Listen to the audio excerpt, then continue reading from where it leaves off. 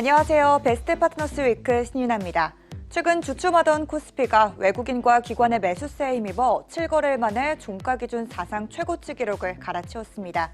삼성전자 실적 발표를 앞두고 실적 개선에 대한 기대 심리가 높아진 것으로 해석되고 있는데요. 다가온 실적 시즌, 우리 증시는 순항을 이어갈 수 있을지 궁금한 분들을 위해 오늘 대박 전국 2부에서 특별한 시간 마련했습니다. 상반기 베스트 파트너인 신현식 파트너와 함께 하반기 증시를 전망해보고 투자 전략에 대해 알아보는데요.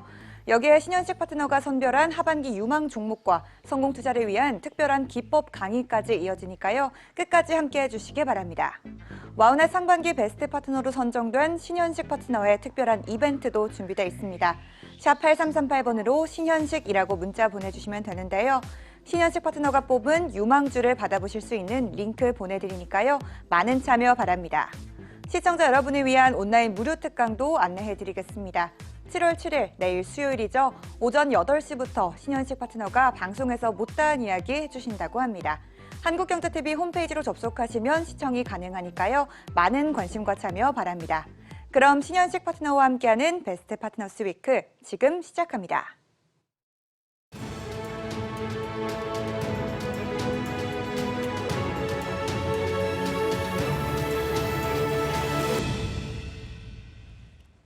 네, 안녕하세요. 베스트 파트너스 위크 김정진입니다. 최근 답답한 흐름 이어가던 코스피가 오늘은 모처럼 힘을 내며 사상 최고치를 경신했습니다.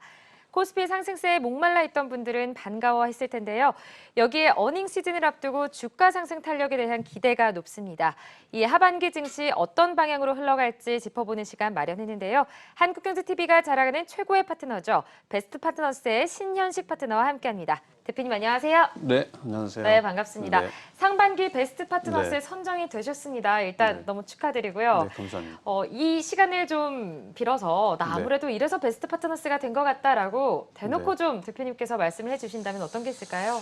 저는 지금 이제 시장이 좀 많이 올라가고 있는데 주가들은 좀 우량주 위주로 상승하지 못했기 때문에 시장 대비해서 좀 소외되신 분들이 많을 거고요. 저는 이제 직장인들을 위한 낙폭과 대주 이런 것들을 좀 매매를 하는데 수익률이 좀 크진 않습니다. 크진 않은데 확률이 좀 높아서 제가 와우넷 2021년 상반기 베스트 파트너로 선정되지 않았나라고 좀 말씀드리고요.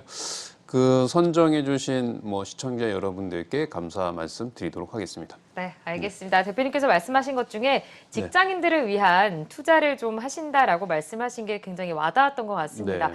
오늘도 자세하게 이야기를 나눠보면서 대표님과 함께 시장의 이야기도 짚어보도록 하겠습니다. 자, 그럼 신현식 파트너와 본격적인 시장 이야기 시작해 보겠습니다. 오늘 코스피가 3,300선을 회복함과 동시에 종가 기준 사상 최고치를 기록했습니다. 실적 시즌이 다가오면서 주가 상승 기대감이 높아진 게 사실인데요.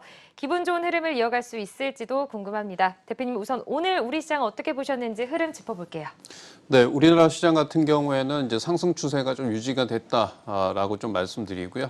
저는 일단은 지금 코스닥이나 코스피 흐름이 상당히 좋은 흐름이 나타나고 있는데요. 코스닥 같은 경우에는 가장 중요한 이제 11선 라인대로 이탈하면 안 됩니다. 우리가 보통 이제 지금 시장에서는 눌림목이 오면 조정이 좀 깊어지고요. 추세가 지속적으로 상승하고 있는데 오늘 코스닥이 1050포인트는 가지 못했지만 음봉이 나왔지만 아직까지는 상승 추세가 유지가 된다. 이렇게 좀 말씀드리고요. 첫 번째로 중요하게 보셔야 될 거는 이제 앞으로 조정이 나오면 어디서는 이탈하면 안 되냐.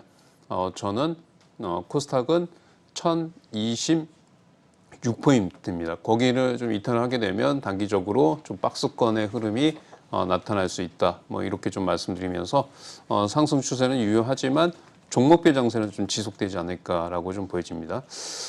그리고 이제 코스피 시장은 단기적으로 이제 3,360포인트까지 흐름을 좀 보셔야 되는데 이 3,360포인트에서는 단기적으로 좀 조정이 나올 수 있죠. 근데 이제 삼성전자 같은 경우에는 지수 상승에 비해서 상승하지 못했기 때문에 7월 7일 날 실적 발표가 예상이 됩니다. 근데 실적은 2분기 영업이익이 예상치가 10조 3천억 정도가 예상이 되고 있기 때문에 만약에 이제 10조 3천억보다 아래로 나오게 되면 좀 주가는 빠질 수 있겠지만 컨센서스보다 상회하게 되면 주가는 상승할 수 있다라고 좀 보여집니다.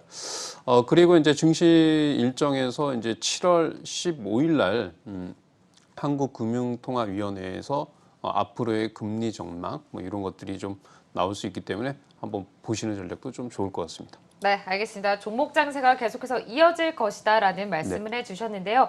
대표님, 그리고 좀 걱정되는 부분이 있습니다. 이 코로나19 확산세가 늘어나면서 거리두기 3단계 격상 이야기도 나오고 있습니다.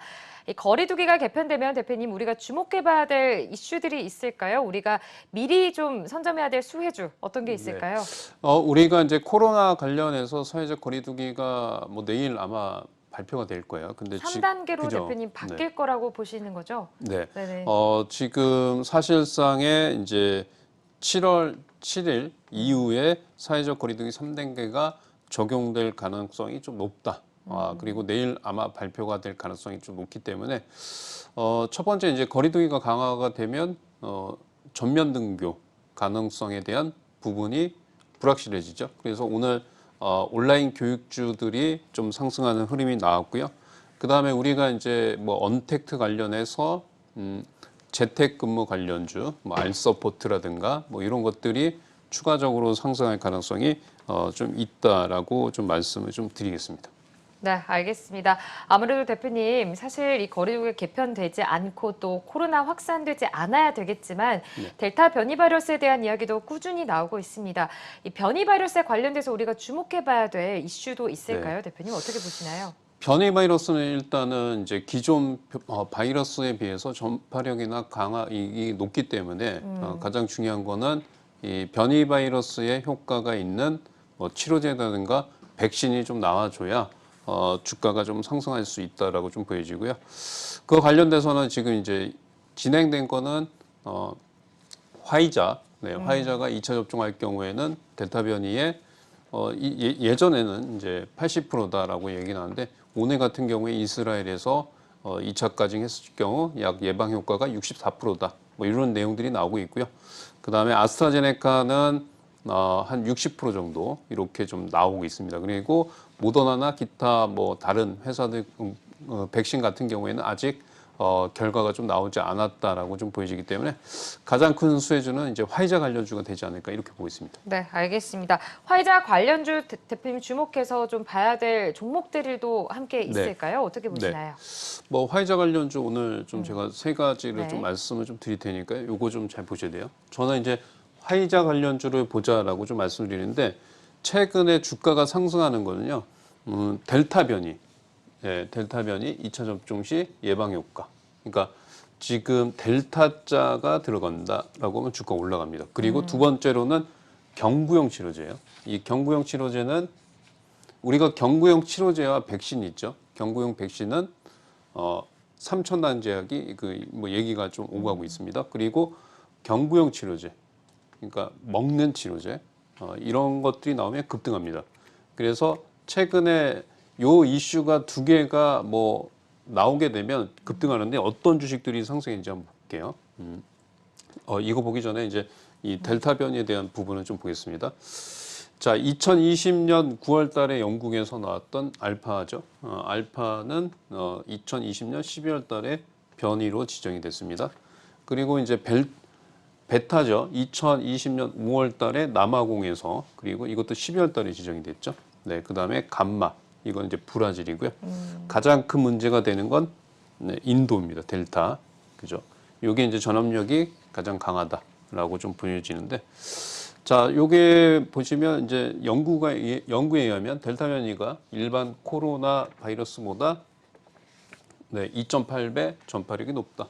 이거는 영국에서 나온 얘기입니다. 그리고 여기 보면 일반 코로나에서 일반 알파 변이, 델타 변이 이게 늘어나고 있죠. 그래서 이 델타 변이가 가장 전염력이 강합니다. 그러니까 우리가 중요한 거는 이 델타 변이의 예방 효과가 가장 높은 백신 뭐 이런 것들을 찾아봐야 되겠죠. 이런 것들이 수혜가 되는데 지금 이제 코로나19 바이러스 4종에 대한 예방 효과가 나온 겁니다. 나온 건데 이건 볼 거 없고요. 네. 지금 보시면 델타만 보시면 됩니다. 근데 이게 수치가 이제 정확하지는 않아요. 왜냐하면 표본 갖고 간 거기 때문에 화이자를 2차 접종하면 지금 이제 오늘 이전에는 88% 가까이 나왔고요. 아스트라제네카는 60%가 좀 안 됩니다. 근데 오늘 아까 말씀드린 것처럼 이스라엘에서 2차 했을 적에 한 64%가 나오고요. 그리고 또 지금 이제 아스트라제네카는 또 1차만 했을 때 뭐 90% 나온다. 뭐 이런 얘기가 있습니다. 아직까지는 정확하지는 않다. 뭐 근데 이제 제가 봤을 적에는 개인적으로 화이자 관련주가 변이 바이러스에 가장 빠르게 백신을 업데이트할 수 있다라고 좀 보여지고요. 그래서 요거 관련해서 이제 관련주를 좀 보셔야 되는데 제가 이제 아까 전에 델타 그다음에 변이 바이러스 효과 진원생명과학이 지금 최근에 테마가 형성되면서 주가가 좀 올라갔죠. 근데 왜 올라갔는지 한번 볼게요. 보시면 코로나19 경구용 치료제요. 경구 그죠? 요거 들어가면 올라갑니다. 상승하죠. 자, 그다음에 신풍제약입니다. 신풍제약은 이제 이게 피라믹스가 임상에 대한 미충족 때문에 이제 하락했는데 그 이전에 이것도 경구용입니다. 경구용 치료제. 자, 그러면 우리는 지금 이렇게 경구자가 들어가나 변이 바이러스 효과가 있다라고 하면 주가가 상승해요. 자, 우리가 이제 제가 좀 보게 되면 이제 화이자 관련해서 미국에서도 이걸 보셔야 돼요. 이제 경구용을 그 치료제에 대해서 투자하겠다라고 얘기가 나오는데 여기서 이제 제가 빠르게 좀 말씀드리면 네. 요 회사 중에서 이제 MSD 그다음에 화이자입니다. 이 화이자는 경구용 치료제뿐만 아니라 백신도 하죠. 그러니까 이게 두 개가 화이자는 이슈가 있는 거예요. 경구용. 자, 그래서 요거 관련해서 지금 보면 FDA가 코로나19 치료제 19개를 선정했고 경구용 치료제 1년 내에 출시하겠다. 여기서 기술력이 가장 앞선 게 화이자입니다. 화이자는 그러면 향후에 경구용 치료제뿐만 아니라 백신까지 생산할 가능성이 높다. 그래서 화이자 관련주는 이제 이렇게 나옵니다. KPX 생명과학, 우리바이오, 제일약품이야. 근데 여기서는 보면 가장 그 기업 내용이 좋은 건 우리바이오고요. 상승력 큰 거는 KPX 생명과학입니다. 나머지는 좀 이따가 다시 말씀 좀 드리겠습니다. 네, 알겠습니다. 화이자 관련주로도 주목해볼 필요가 있다라고 말씀해 주셨는데 잠시 후에 종목에 대한 이야기 더 자세하게 나눠보도록 하겠습니다. 자, 이 질문도 좀 드려볼게요, 대표님. 이 가상자산 암호화폐 업권법을 만들기 위해 속도를 올리고 있는데요. 암호화폐가 본격적으로 대표님 제도권 안으로 들어올 수 있을까요? 대표님 보시기에 그럼 관련해서 우리가 시장에서 미리 살펴봐야 될 이슈나 주목해봐야 될 수혜주도 있을지 궁금합니다. 네, 그 더불어민주당에서 이제 가상화폐 관련해서 주식처럼 5천만 원의 소득공제를 하고 2023년 과세를 하려고 하고 있습니다. 아직까지는 이제 확정된 건 아니고요. 주식처럼 이제 가세하달 개정안에 따르면 이제 가상화폐 소득이 기타 소득으로 잡혔는데요. 이 부분을 금융 투자 소득으로 개정하는 법안을 신설할 것으로 좀 보여져요. 근데 이게 확실한 건 아니고요. 자, 그러면 이제 가상화폐를 제도권 안으로 수용하겠다라는 얘기죠. 그러면 비트코인 관련 업종들 이런 것들이 상승할 수 있는데 지금 빗성 관련해서는 좀 악재가 있습니다. 그래서 차라리 이제 두나무 관련해서 지분을 갖고 있는 업비트 관련 주식들 보시면 되는데 에이티넘 인베스트, 한국기술투자, 대성창투가 수혜를 받지 않을까 뭐 이렇게 좀 보고 있습니다. 네, 알겠습니다. 업비트 관련 주식을 주목해볼 필요가 있다라고 말씀을 해주시면서 한국기술투자, 대성창투 등의 종목까지 함께 짚어주셨습니다. 대표님 한 가지만 더 질문을 좀 드려볼게요. 이 오펙 플러스 회의가 결국 결렬이 됐죠. 취소가 되면서 국제유가는 급등을 했습니다. 인플레 수혜주가 다시 부각될까요? 대표님 어떻게 보시나요? 그죠. 인플레이션이 이제 영향을 받겠죠. 지금 보면 우리가 지금 소비자 물가 지수가 좀 올라갔다가 좀 꺾이고 있는데 중요한 거는 이제 오펙 플러스 회의가 이게 결렬이 돼서 이제 뭐 날짜가 잡히고 다시 한번 뭐 논의하겠다 뭐 이런 게 나오면 물가는 인플레이션 수혜주는 공약을 안 해야 되는데 아직까지는 이제 생산량 조절에 대해서 합의가 실패가 됐고 추가적으로 뭐 논의하겠다 뭐 그런 내용들은 없습니다.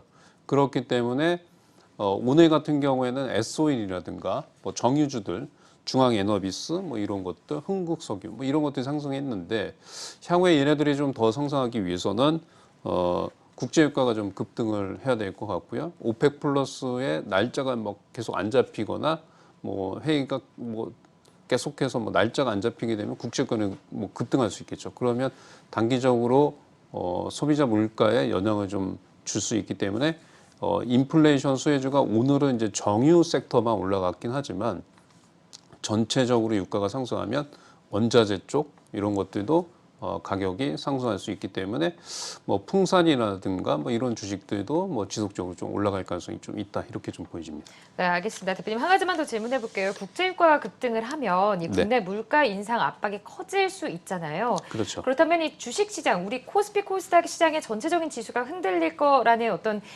그런 우려, 대표님께서는 어떻게 보시나요? 이게 저번에 우리가 보면 이제 인플레이션 때문에 인플레이션 수혜주가 올라가면 주가 네. 좀 빠지는 경향이 있어요. 그쵸. 그죠? 네. 예. 빠지는 경향이 있고, 근데 이제 그렇게 보셔야 될 것 같아요. 우리가 테이퍼링 얘기 나올 때 맨 처음에는 빠졌죠. 근데 계속 테이퍼링 하니까 주가의 하락이 회복이 좀 그죠? 됐죠. 네. 네. 그리고 이제 금리 인상, 실질적으로 금리 인상이 안 됐지만 테이퍼링하고 금리 인상 얘기가 나오면서 실적 장세로 간다. 그래서 주가가 좀 빠졌는데 제가 봤을 때 이제 인플레이션 부분이 이제 새로운 악재라기보다는 다시 이렇게 부각되는 거기 때문에 예전에 비해서 크게 하락할 가능성이 좀 제한적이지 않을까 이렇게 보고 있습니다. 네, 알겠습니다. 네. 자, 이렇게 시장의 이야기까지 나눠봤습니다. 이번엔 신현식 파트너가 하반기 성공 투자를 위한 유망 종목까지 준비를 해주셨는데요. 우선 자세한 이야기 나눠보도록 하겠습니다. 대표님, 우선 선별 기준부터 좀 듣고 싶습니다. 오늘 대표님께서 지금 준비를 해주신 종목이 3가지 종목이란 말이에요. 네, 그렇죠. 어떤 기준으로 모든 대표님마다 선별 기준이 조금씩 다르더라고요. 대표님만의 선별 기준은 뭘까요? 저는 일단은 향후에 그 변이 바이러스에 대한 이런 이슈가 좀 지금은 언택트로 가겠지만 실질적으로 수혜를 받을 수 있는 건 백신주기 때문에 화이자 관련주에 대해서 이제 아까 설명을 좀 드렸는데 요거에 대해서 좀 자세하게 좀 설명을 좀 드릴게요. 저는 이제 이 이전에 제가 봤을 때 이제 휴마시스라든가 진단 키트에 대한 부분 얘기해 드렸어요. 근데 그때 당시에 이제 제가 방송에 나왔을 적에가 휴마시스가 정확하게 이제 18,500원 정도 되는데 그때 이제 델타 변이의 우려 가능성 때문에 진단 키트, 그 다음에 2분기 시즌 같은 경우 실적이 좋아질 수 있다. 그래서 미리 선침해야자라고 좀 말씀드렸는데 그런 관점에서 화이자 관련주를 좀 보셔야 되는데 그럼 왜 화이자냐? 네. 자, 변이 바이러스에 우리가 이제 이건 제 얘기는 아니고요. 이제 감염내과 전문 교수님이 말씀드렸는데 변이 바이러스가 만약에 계속 나온다라고 하면 백신을 업그레이드하는 속도가 얼마만큼 걸릴 거냐라고 얘기를 했는데 2달 정도 걸린다고 합니다. 2달이요? 네. mRNA 방식의 그러니까 설계도는 돼 있고 이 스파이크 단백질의 변이가 일어나기 때문에 그런 부분은 이제 기본 설계도가 된 상태에서 변이가 일어나면 백신을 업그레이드하는 설계도를 바꾸는 데는 한 2달 정도 걸리지 않을까. 근데 이제 문제는 임상에 대한 부분. 임상이 시간이 좀 걸릴 것이지 이 설계도는 있기 때문에 변이가 나타날수록 빠르게 할 수 있다. 그러니까 그걸 봤을 적에는 앞으로 백신은 경구용 백신이 나오기 전까지는 mRNA 백신이 수혜를 받을 가능성이 있다라는 관점에서 화이자 관련주를 좀 봐야 되지 않을까 뭐 이렇게 좀 말씀드리겠습니다. 네, 알겠습니다. 그럼 오늘 준비를 해주신 종목들이 화이자 관련 종목들인 것 같습니다. 먼저 네. 첫 번째 종목부터 대표님 만나볼까요? 네, 그 KPX 생명과학인데요. 제가 이제 화이자 관련주에서 첫 번째로 보셔야 될 거는 이제 말씀드린 것처럼 mRNA 백신 기반이죠. 그리고 이제 모더나도 이제 같은 기반인데, 자, 모더나는 이제 델타 변이에 대한 예방 효과가 아직까지는 검증이 안 됐어요. 그러니까 뭐 몇 프로 예방이 된다 이런 얘기는 없습니다. 자, 근데 이제 화이자 관련주는 우리가 첫 번째로 이 지금 아스트라제네카보다는 일단은 높아요. 정확하게는 이제 데이터가 좀 나와야 되지만 일단 높고요. 그다음에 두 번째로는 경구용 치료제도 앞서 있다. 치료제. 아까 이제 경구용 치료제 보여드렸죠. 신풍지약, 진원생명과학. 진원생명과학도 이제 진원생명과학은 이제 델타 변이의 효능이 있다. 그다음에 경구용. 근데 화이자는 백신뿐만 아니라 경구용 치료제도 만들어요. 그리고 이 2023년까지 화이자 백신, 그러니까 백신 규모가 약 한 34조 원 정도 됩니다. 2023년까지. 그러면 지속적으로 좀 움직이겠죠. 그러니까 여기서 이제 되게 중요하게 보셔야 될 거는 그러니까 KPX, 우리바이오, 제일약품이에요. 근데 제일약품은 사실은 별로 움직이진 않아요. 별로 움직이지 않고 그럼 여기서 저는 이제 그런 생각이 듭니다. 화이자 관련주가 만약에 이렇게 움직이면 이게 콜드체인, 그죠? 대한강 이렇게 연결될 수 있죠. 그러니까 화이자 그다음에 콜드체인, 네, 콜드체인 이렇게 될 수 있어요. 이런 거는 언제까지 경구용 백신이 나오기 전까지는 상승할 수 있다. 그리고 우리가 K 백신 관련해서 한미약품과 SK바이오사이언스가 원료를 제공하고요. 그 다음에 중간에 ST팜 이제 CMO 하죠. CMO 하고 그 다음에 마지막으로 네, 용마로직스 여기 이제 유통 콜드체인 합니다. 그러면 이제 앞으로 만약에 델타 변이에 대해서 mRNA 방식의 백신이 업그레이드가 빠르고 변이에 대한 예방 효과가 높아진다라고 하면 백신주에서는 화이자 백신 관련주가 좀 상승하지 않을까라고 좀 보여지고요. 자, 첫 번째로는 이제 우리바이오 좀 볼게요. 우리바이오는 지금 매출액이 상당히 높아요. 시가총액 대비해서 상당히 높은데 뭐 지금 보면 우리바이오는 지금 약국의 유통망을 갖고 있고 뭐 여러 가지 사업을 해요. 근데 이제 요거는 별로 좀 중요하진 않아요. 이게 이제 왜 화이자 관련주고 얘가 1등인지 2등인지만 보면 됩니다. 우리가 보통 이제 매매를 하실 적에 첫 번째는 대부분의 투자자들이 이제 재무제표를 보거나 성장성을 봐요. 성장성을 보는데 주가는 좀 그렇게 안 움직여요. 네. 주가는 여러분들 KPX 생명과학과 우리바이오에서 차트를 한번 보시면 KPX 생명과학이 더 빨리 움직여요. 얘는 매출이 한 300억 분이 안 됩니다. 그리고 영업이익이 적자가 나는데도 그래서 우리가 이제 매매할 적에 화이자 관련주다 그러면 대장 뭐다 이렇게 애우셔야 돼요. 애우시고 뭐가 상승하는지 많이 움직이는지 봐야 돼요. 네. 자, 우리바이오는 지금 이제 화이자 출신의 고위 임원이 근무한 것으로 알려지면서 네, 화이자 관련주 그죠? 좀 희한하죠. 이게 이제 뭐 그렇게 뭐 중요하지는 않고요. 자, 우리바이오 같은 경우에는 매출액을 보면 1조가 넘습니다. 1조 2천억, 1조 6천억, 1조 6천억. 상반기에도 벌써 이제 3천억이에요. 자, 영업이익은 쭉 올라가요. 그러면 화이자 관련주에서 우리바이오가 가장 규모가 크고 영업이익이 커요. 그럼 얘를 투자를 해야 되잖아요. 그죠? 자, 우리바이오가 가장 좋다.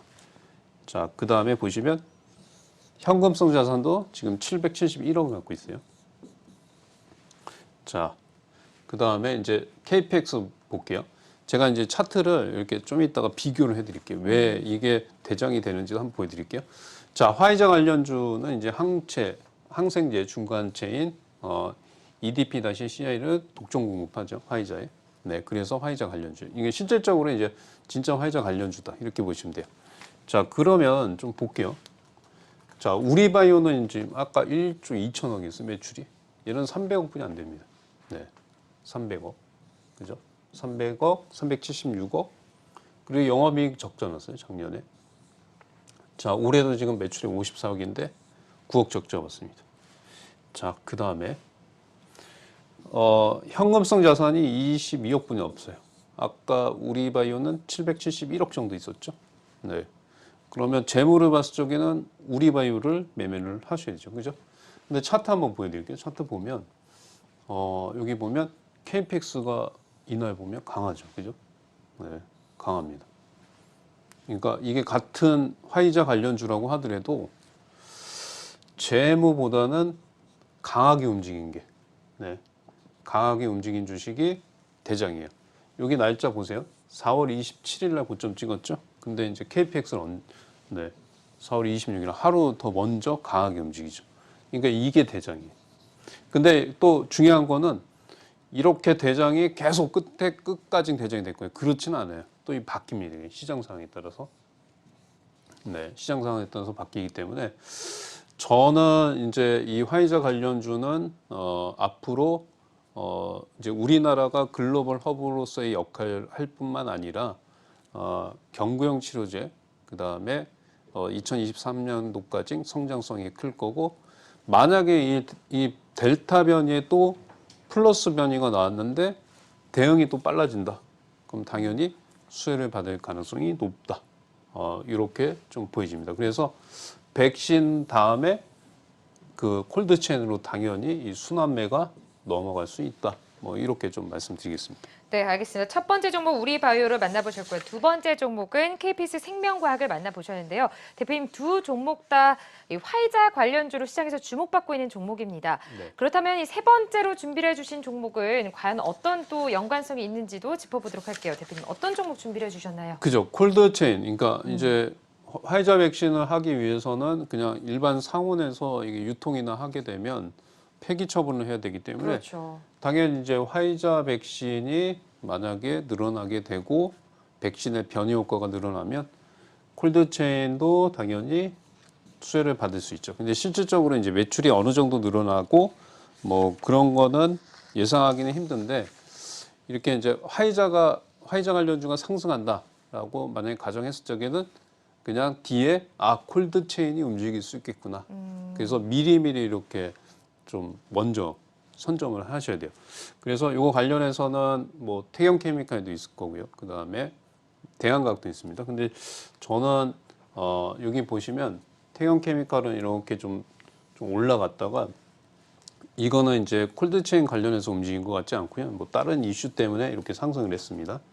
그리고 지금 보면 대한과학인데요. 대한과학은 지금 제가 그냥 차트만 좀 보여드릴게요. 매출액하고 매출액은 한 400억, 500억, 600억 정도 나오고 있고요.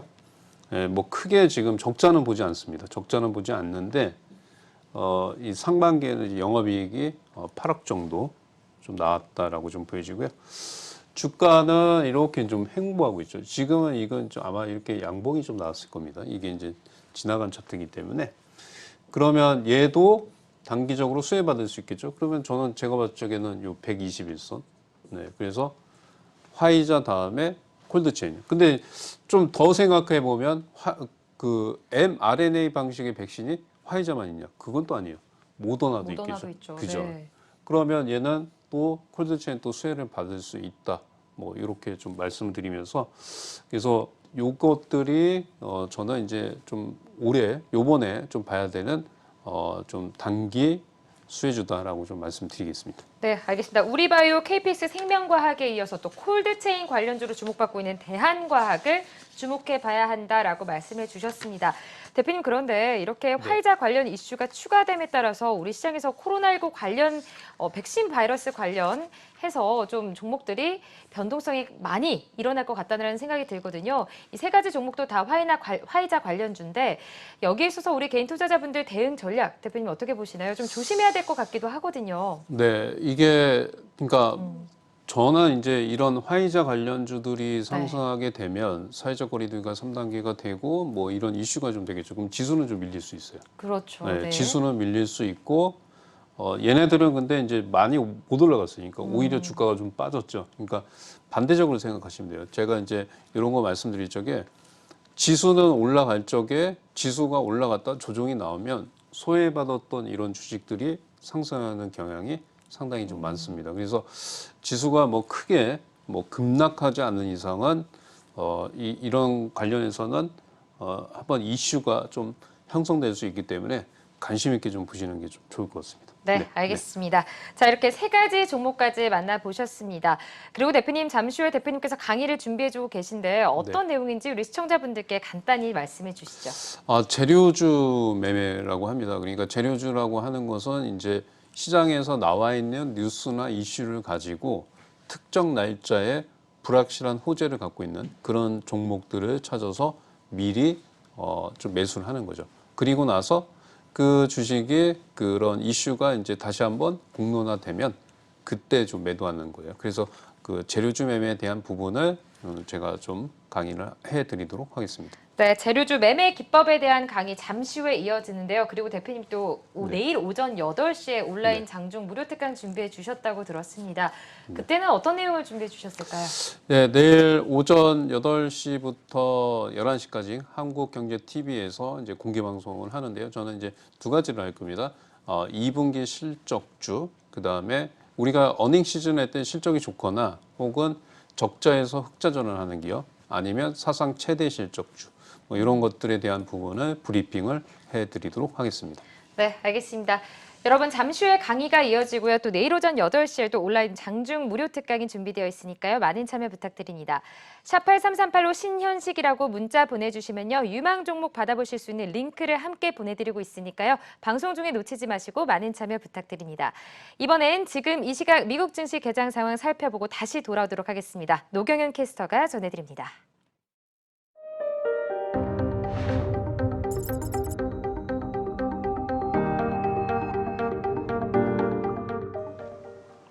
지난주 미국 증시는 3대 지수가 모두 사상 최고치를 경신하면서 기분 좋게 한 주를 마쳤습니다. 업종별로는 기술주가 1.39% 오르면서 금요일 증시를 끌어올렸습니다. 그럼 이 시각 미국 증시 개장 상황 바로 살펴보시죠. 먼저 다우지수입니다. 0.01% 하락하며 34,781포인트로 출발하고 있습니다. 다음 나스닥 선물지수입니다. 0.29% 오르며 14,761포인트에 출발하고 있습니다. 다음 S&P 500 지수입니다. 0.04% 강보와 흐름 보이고 있습니다. 4,354포인트에 거래되고 있습니다. 개장 전 특징주 살펴보겠습니다. 디디 추싱은 중국 정부가 지난주 금요일에 사이버 보안 검토를 발표했다는 소식에 개장 전 15%선 급락세를 보였습니다. 디디 추싱이 뉴욕 증시에 상장된 지 채 일주일도 안 된 시점에 중국이 규제에 나서면서 디디 추싱에 큰 악재로 작용하고 있습니다. 신용카드로 유명한 아메리칸 익스프레스는 골드만삭스가 매수 의견을 제시하면서 상승 출발했습니다. 골드만삭스는 경기가 회복되면 소비 증가로 인해 신용카드주가 상승할 것이라며 목표가를 종가 대비 33% 높은 225달러로 제시했습니다. 반면 미국의 제조업체 3M은 크레디트 스위스가 투자 의견을 중립으로 하향 조정하면서 소폭 하락하고 있는데요. 크레디트 스위스는 3M이 글로벌 경기 회복에도 불구하고 팬데믹 이후에 쌓인 부채를 해결하기 어려울 것이라고 평가했습니다. 다음 제약회사 화이자는 전 세계적으로 델타 변이 확산이 큰 문제로 부상하는 가운데 이스라엘 보건부가 화이자의 코로나19 백신의 예방 효과가 감소했다고 발표하면서 하락 출발했습니다. 앞서 연기됐던 오펙 플러스 회의가 다시 취소되면서 유가가 6년 내 최고치까지 치솟기도 했는데요. 이와 함께 정유주 동반 강세를 보이고 있습니다. 더 많은 미국 증시 이야기는 매일 밤 9시 40분부터 진행되는 유튜브 라이브 더 글로벌 라운지에서 계속해서 만나보실 수 있습니다. 많은 관심 부탁드립니다. 지금까지 미국 개장 상황 노경현이었습니다. 네, 미국 증시 개장 상황 만나보고 오셨습니다. 이번에는 한국경제TV 상반기 베스트 파트너 신현식 파트너가 재료주 매매 기법에 대해 소개해드린다고 하는데요. 신현식 파트너의 명품 강의 지금 바로 만나보시죠.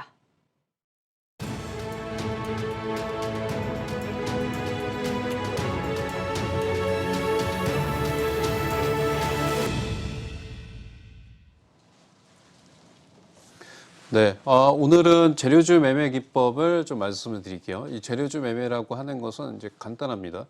특정 날짜에 불확실한 호재가 있는 업종이나 주식들을 여러분들이 찾으시고요. 그거에 대해서 이제 미리 선침해한 다음에 그 뉴스화가 되거나 공론화가 될 때 주식을 매도하는 겁니다. 그래서 요거에 대한 부분을 좀 자세하게 제가 설명을 드릴게요. 첫 번째로는 증시 일정을 보셔야 돼요. 증시 일정은 제가 여기서 이제 말씀을 드리면 H 그 증권사 있습니다. 거기 가게 되면 증시 캘린더라고 있어요. 이게 이제 보통 매월 말일날 나옵니다. 매월 말일날 나오는데 7월 1일부터 7월 말까지 이 증시 일정들이 빼곡하게 나와요. 그럼 여기서 이제 가장 중요하게 보셔야 될 거는 종목에 대한 이슈가 나와요. 예를 들어서 크래프톤 상장이 언제 된다. 예를 들어서 LG 에너지 솔루션이 언제 상장이 된다. 이런 것들이 있고요. 종목에 대한 이슈가 가장 중요하고요. 그 다음에 세 번째 정책에 대한 이슈예요. 정책. 그러니까 정부에서 어떤 정책을 몇 월 며칠 날 발표하겠다. 예를 들어서 이제 제가 좀 이따 설명드릴 건데 8일 날. 그러니까 이 재료주 매매를 하기 위해서는 이 증시 캘린더를 다운을 받아서요. 이 날짜별로 뭐가 있는지를 이게 좀 힘드시겠지만 외우셔야 돼요. 8일 날 뭐가 있냐면 K 배터리 관련해서 전략 발표가 있어요. 그죠? 8일이죠. 내일 모레요. 그러면 요거 관련주가 뭐가 있을지 요거는 좀 이따 설명드릴게요. 예를 들어서 이렇게 8일 날 있고요. 그 다음에 7월 7일 날 내일은 삼성전자 실적 발표 있죠. 8일 날은 K 배터리 전략, 그 다음에 15일 날 한국금융위원회. 여기서는 이제 금리에 대한 부분이 있겠죠. 그럼 뭐가 움직일 거예요? 은행, 보험, 증권. 그죠? 자, 은행, 보험, 증권은 이제 10월 달에 금리 인상을 거의 할 것으로 보여지죠. 네. 그러면 이제 보통 이렇게 금리 인상을 현실화되면 그때 매도하는 거예요. 근데 여기서는 이제 보험주가 가장 좀 많이 못 올라갔습니다. 은행주나 뭐 이런 것들은 많이 움직였고, 그래서 뭐 이렇게 일정들이 있다. 그래서 다시 한번 말씀드리면 H증권 네, 사이트에 보시면 되고요. 아니면 증시 캘린더라고 한번 쳐보시면 됩니다. 웹사이트에서. 그리고 다운로드 받으셔서 보시면 돼요. 자, 두 번째로는 네, 미래의 불확실한 호재. 그러니까 뭐냐면 특정 날짜. 뭐 예를 들어서 내일 사회적 거리두기가 네, 내일 사회적 거리두기가 뭐 3단계 된다. 그럼 관련 주식들 있죠. 네, 좀 미리 움직였습니다. 그죠? 교육주들이 오늘 좀 미리 움직였는데, 그리고 대표적으로 특정 날짜에 이슈가 될 만한 거. 예를 들어서 이제 뭐 경선 날짜가 잡힌다. 그죠? 그럼 그 관련된 주식이 뭐가 있나요? 예전에 이제 그런 것들이 있었어요. 예전에 한국과 북한의 정상회담 그때 관련해서 주식들은 미리 많이 움직였죠. 근데 정상회담을 딱 하는 순간 주가는 쫙 하가 가죠. 그러니까 그렇게 특정 날짜. 지금 시장에서 가장 큰 이슈가 되는 거는 대선이잖아요. 내년 대선. 그죠? 그런 것들. 이렇게 이제 미래의 불확실한 호재. 이런 것들에 관련돼서 잘 모르시면 그냥 이거는 제가 이제 알려드릴 테니까 네, 이런 것들 좀 보셔야 돼요. 자, 여기 보면 이제 빼곡하게 적혀 있어요. 근데 제가 중요한 것만 그냥 말씀드릴게요. 여기 보면 한국 15일 날입니다. 한국금융통화위원회. 여기서 금리 인상을 언제 가시화할 거냐. 말씀드린 것처럼 은행, 보험, 증권이에요. 요거 뉴스가 나오면 이런 것들은 이때 매도하거나 아니면 중장기적으로 끌고 가신 분들은 금리 인상이 현실화되면. 네. 그리고 8일 날입니다. 여기 이제 여기 12일로 잘렸는데요. 8일 날 K 배터리 관련해서 전략 발표를 해요. 자, 이렇게 이제 증시 캘린더를 보시면 됩니다. 여기서는 뭐 그렇게 뭐 중요한 건 없습니다. 뭐 23일 날 도쿄 올림픽이 뭐 열린다. 근데 여기서 이제 생각을 해보면 만약에 도쿄올림픽이 열리게 되면 델타 변이가 확산될 우려감이 커지겠죠. 그러면 다시 한번 이제 요거 관련된 주식들이 한번 움직일 수 있겠죠. 자, 한번 보겠습니다. 네, K 배터리 관련해서 이제 8일이라고 말씀드렸죠. 근데 저는 이게 뉴스를 좀 잘 보니까 이게 이제 7월 15일 날 11시에 나온 뉴스예요. 산업장관이 2차전지 산업 전략을 발표를 앞두고 있는데 이런 글자가 눈에 딱 띕니다. 필에너지? 물음표? 자, 도대체 필에너지가 뭘까요? 여기 보면요, 나와 있어요. 산업통상자원부 장관이 2차전지 산업 전략을 앞두고 2차전지의 이 회사의 관계자들을 만났어요. 어떤 회사들이 참여했냐면 삼성 SDI, 네, 그 다음에 삼성 SDI 울산 공장을 방문해서 여기 필에너지라는 회사가 여기에도 참석을 했어요. 필에너지라는 회사에 대해서 저는 이제 궁금증이 생겼어요. 과연 이게 뭘까? 여기 보니까 비상장 회사예요. 비상장 회사로 삼성 SDI와 관계사예요. 자, 그러면 이 필에너지의 상장단 회사가 뭘까가 궁금하죠. 이렇게 찾는 거예요. 네, 그럼 8일 날 우리가 이제 K배터리 전략하면 뭐 삼성 SDI도 있고 LG화학 다 알고 있잖아요. 그죠? SK이노베이션. 이런 것들이 이제 뉴스화되면 좀 약하단 말이에요. 근데 이렇게 이런 주식들은 좀 가벼우면서 좀 이슈화가 될 수 있죠. 그래서 저는 이제 이 회사를 좀 발굴을 해봤는데 필에너지는 2020년 4월 1일 날 설립된 신생 회사고요. 삼성 SDI의 제품을 납품을 하는데 여기 보니까 필 옵틱스의 100% 자회사예요. 그러면 이거를 지금 하라는 건 아니고 이렇게 찾는다는 거예요. 그러면 필 옵틱스가 필 에너지의 지분을 갖고 있는 100% 자회사예요. 이거는 상장이 돼 있단 말이에요. 그러면 이런 것들은 좀 미리 사놓으면 상승을 하는 거예요. 그죠? 이 뉴스가 언제 나왔다 그랬죠? 7월 5일 날 나왔죠.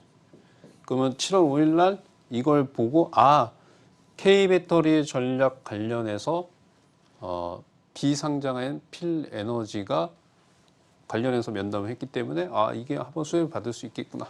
무거운 주식이잖아요. 다른 것들은. 네, 그래서 이렇게 찾는 겁니다. 그래서 이건 날짜 잘못됐는데 8일입니다. 네. 그래서 제가 이제 발굴한 게 7월 5일쯤인데 이때죠. 이미 주가는 좀 올라갔을 거예요. 그러니까 재료주를 찾을 적에 이렇게 찾으세요. 첫 번째 일정에 대한 부분. 그 다음에 뉴스가 뭐가 나왔으면 뉴스에서 가장 중요하게 보실 건 뭐냐면 첫 번째 날짜. 그 다음에 종목이에요. 그런 것들 찾으셔야 돼요. 이걸 잘 모르시면 제가 이제 지속적으로 좀 알려드릴 테니까 이렇게 보시면 됩니다.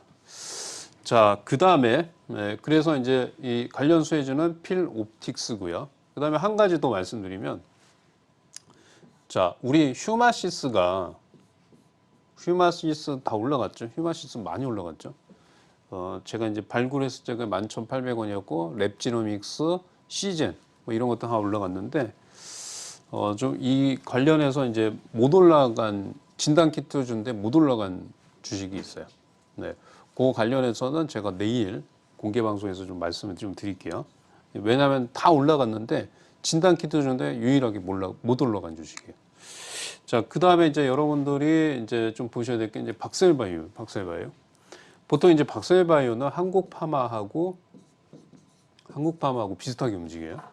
네, 비슷하게 움직이는데 한국파마는 이제 재료가 있어서 움직이는 거고 박셀바이오는 주가가 좀 상승하지 못하고 이거 빠지고 있어요. 근데 이거는 이제 나중에 지수가 조정 나오면 상승할 가능성이 좀 있는데 자, 박셀바이오는 일단 매출이 0이에요. 매출이 안 잡힙니다. 그래서 물어보시는 분이 도대체 박셀바이오가 매출이 0인데 이걸 어떻게 투자를 해야 되냐 뭐 이렇게 물어보시는데 자, 박셀바이오는 이제 항암 면역 치료제를 연구 개발하는 회사고요. 주요 파이프라인을 보게 되면 백셀 NK 자연 살해세포 관련해서 이 플랫폼을 갖고 있어요. 근데 이게 이제 간 세포암 관련해서 그 다음에 수지상 세포 관련해서 항암 면역 치료제예요. 근데 저는 이제 요거에 대해서 어떤 거를 주목하냐면 매출이 0이잖아요. 네, 그럼 이게 실질적으로 매출이 잡히는 시점이 어디가 될 거냐? 그거에 대한 궁금증이 생겨서 좀 봤습니다. 그래서 이렇게 이제 거의 이제 항암 면역 치료제 관련된 플랫폼을 갖고 있고요.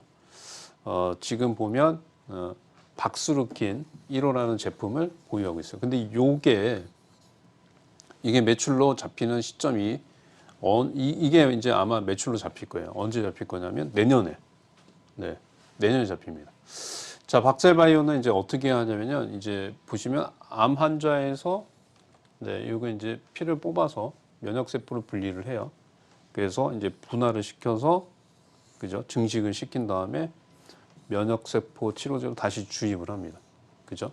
이렇게 해서 이제 그 면역세포, 항암 면역 파이프라인을 갖고 있는 회사다라고 좀 말씀드리고요. 이겁니다, 이거. 네. 이게 지금 관련해서 매출이 언제 잡히냐 제가 좀 보여드릴게요. 자, 보면 지금 간세포 암종은 보시게 되면 이제 2024년이고요. 좀 멀었죠. 네. 그리고 지금 국내 인상 판매는 좀 늦어져요. 그러니까 얘는 본격적으로 2024년부터 이런 것들이 실적으로 잡힙니다. 그리고 파이프라인 좀 있는데, 자, 뭐 제가 이제 한번 보여드릴게요. 네. 그리고 이제 기존의 이 파이프라인에서 이제 완전 관해, 아예 암세포가 없어졌다는 얘기입니다. 그래서 요것 때문에 주가가 좀 그 상장된 이후에 급등했었죠. 네. 그러니까 암세포가 항암제를 이렇게 투여를 했는데 완전히 없어졌다는 얘기입니다. 그러니까 전체적인 환자에서 없어졌다는 게 아니고 일부 환자에서 완전히 없어졌다. 뭐 이런 얘기가 나오고 있고요. 자, 여기 보시면 예상보다 빠른 임상이 나올 거다. 뭐 이런 얘기가 나오고 있고요. 네. 그다음에 2022년까지 임상 이상을 완료를 하고 쭉 보면 지금 빅파마 관련해서 자회사와 접촉 중이다. 그리고 매출이 이제 조만간에 이제 여기 뉴스에 없네요. 네. 매출이 이제 잡힐 거다라고 좀 나와집니다. 그래서 이런 뉴스들이 좀 있으니까요. 좀 보시고요. 그다음에 이제 매출은 0이에요. 0이고 주가는 좀 빠져 있어요. 그럼 이거를 도대체 이제 어디서 좀 들어가야 되냐? 바이오주들은요, 셀트리온이나 삼성, SK 바이오사이언스 뭐 이런 애들, 이런 회사들, 한미약품 뭐 이런 회사들 아니면 성장성을 먹고 삽니다. 그래서 저는 요거는 박셀바이오는 여기 전저점 있죠, 84,000원. 여기를 만약에 이탈해서 8만 원대 내려오면 한번 공약을 해봐도 좋지 않을까. 뭐 이렇게 좀 말씀을 좀 드리겠습니다. 네, 이렇게 신현식 파트너의 스페셜 강의까지 함께 하셨습니다. 방송이 짧아 못다한 이야기는 또 내일 오전 8시에 이어지는 장중 온라인 무료 특강 통해서 만나보실 수 있습니다. 대표님, 뭐 마무리하기 전에 내일 온라인 무료 특강 때 대표님께서 또 우리 시청자분들께 하시고 싶은 말씀 지금 있으시다면 한 말씀 해주시죠. 내일 8시에 좀 다 오시면 제가 이제 아까 말씀드렸다시피 숨겨진 진단키트 관련 수혜주 못 올라간 주식에 대해서 좀 설명을 드릴 거고요. 2분기 실적이 좋은 주식 중에서 올라간 건 사시면 안 돼요. 올라간 거 말고 저점에서 상승할 수 있는 그런 섹터의 업종들을 여러분들한테 소개시켜 드리도록 하겠습니다. 네, 알겠습니다. 여러분 또 샵 8338로 신현식이라고 문자 보내주시면 유망 종목 받아보실 수 있는 링크를 함께 보내드리고 있으니까요. 방송 중에 아직까지 활짝 열려 있습니다. 놓치지 마시고 많은 참여 부탁드리겠습니다. 오늘 베스트 위크 저희가 준비한 내용은 여기까지입니다. 함께 해주신 여러분 고맙습니다.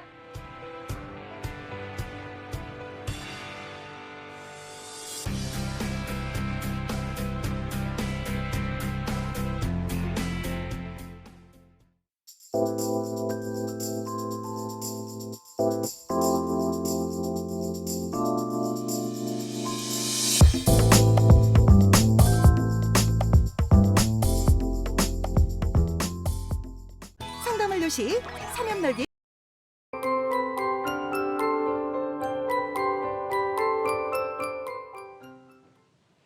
안녕하세요. 베스트 파트너스 위크 신윤아입니다. 최근 주춤하던 코스피가 외국인과 기관의 매수세에 힘입어 7거래일 만에 종가 기준 사상 최고치 기록을 갈아치웠습니다. 삼성전자 실적 발표를 앞두고 실적 개선에 대한 기대 심리가 높아진 것으로 해석되고 있는데요. 다가온 실적 시즌, 우리 증시는 순항을 이어갈 수 있을지 궁금한 분들을 위해 오늘 대박 전국 2부에서 특별한 시간 마련했습니다. 상반기 베스트 파트너인 신현식 파트너와 함께 하반기 증시를 전망해보고 투자 전략에 대해 알아보는데요. 여기에 신현식 파트너가 선별한 하반기 유망 종목과 성공 투자를 위한 특별한 기법 강의까지 이어지니까요. 끝까지 함께 해주시기 바랍니다. 와우넷 상반기 베스트 파트너로 선정된 신현식 파트너의 특별한 이벤트도 준비되어 있습니다. 샵 8338번으로 신현식이라고 문자 보내주시면 되는데요. 신현식 파트너가 뽑은 유망주를 받아보실 수 있는 링크 보내드리니까요. 많은 참여 바랍니다. 시청자 여러분을 위한 온라인 무료 특강도 안내해드리겠습니다. 7월 7일 내일 수요일이죠. 오전 8시부터 신현식 파트너가 방송에서 못다한 이야기 해주신다고 합니다. 한국경제TV 홈페이지로 접속하시면 시청이 가능하니까요. 많은 관심과 참여 바랍니다. 그럼 신현식 파트너와 함께하는 베스트 파트너스 위크 지금 시작합니다.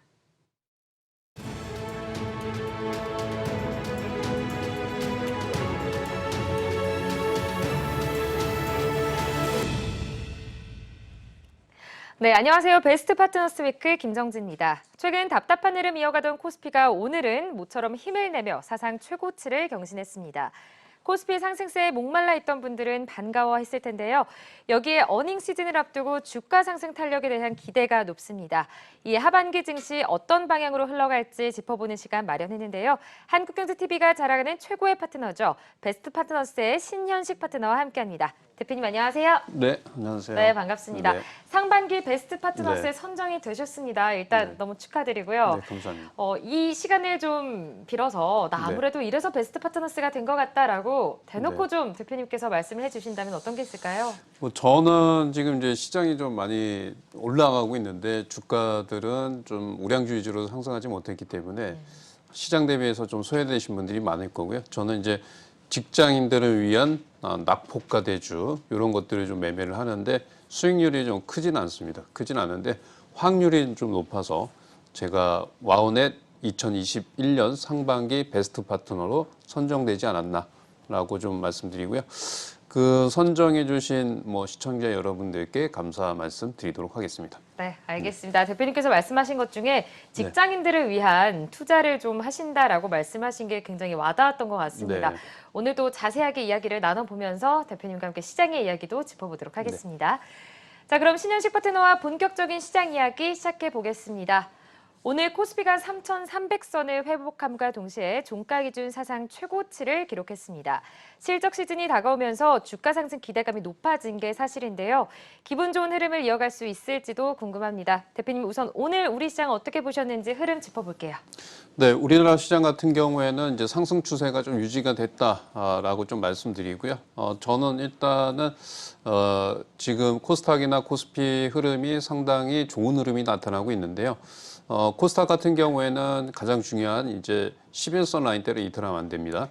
우리가 보통 이제 지금 시장에서는 눌림목이 오면 조정이 좀 깊어지고요. 추세가 지속적으로 상승하고 있는데 오늘 코스닥이 1050포인트는 가지 못했지만 뭐 음봉이 나왔지만 아직까지는 상승 추세가 유지가 된다. 뭐 이렇게 좀 말씀드리고요. 첫 번째로 중요하게 보셔야 될 거는 이제 앞으로 조정이 나오면 어디서는 이탈하면 안 되냐. 저는 코스닥은 1026포인트입니다. 거기를 좀 이탈하게 되면 단기적으로 좀 박스권의 흐름이